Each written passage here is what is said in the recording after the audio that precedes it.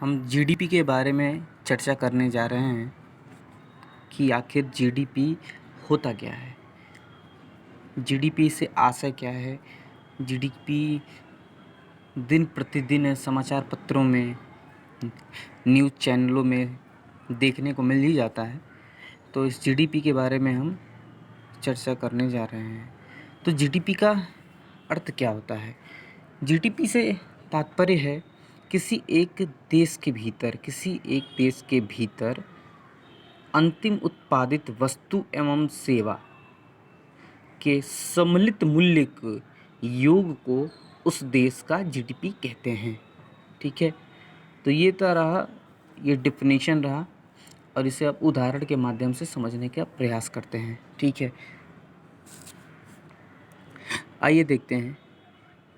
मान लीजिए किसी एक फैक्ट्री में एक पहिए का निर्माण होता है, किसी अन्य फैक्ट्री में कार के ढांचे का निर्माण होता है और किसी अन्य फैक्ट्री में कुछ कार्य में लगने वाले जो अन्य सामग्रियां हैं, शीशा, टेक, रेडियो, गुलदस्ते, अन्य सामग्रियां जो भी सजावट के लिए लगाई जाती हैं कार्य के भीतर, वहाँ उत्पादित किया जाता है।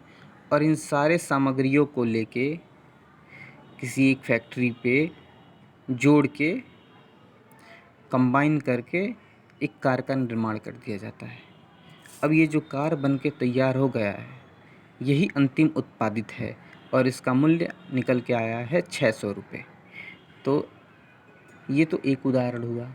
इसी प्रकार हम पेन का भी उदाहरण दे सकते हैं कि रिफ़िल कहीं और से बना, पेन का ढांचा कहीं और बना और उसे सम्मिलित रूप से एक पेन तैयार कर दिया गया।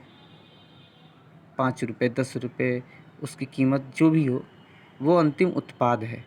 तो ऐसे ही एक देश के भीतर अंतिम उत्पाद सेवा हो या वस्तु हो, दोनों ही हो। कार एक वस्तु है, ट्रेन से हम सफ़र करते हैं, ओला से ड्राइव करते हैं, ये सारी सेवाएं हैं।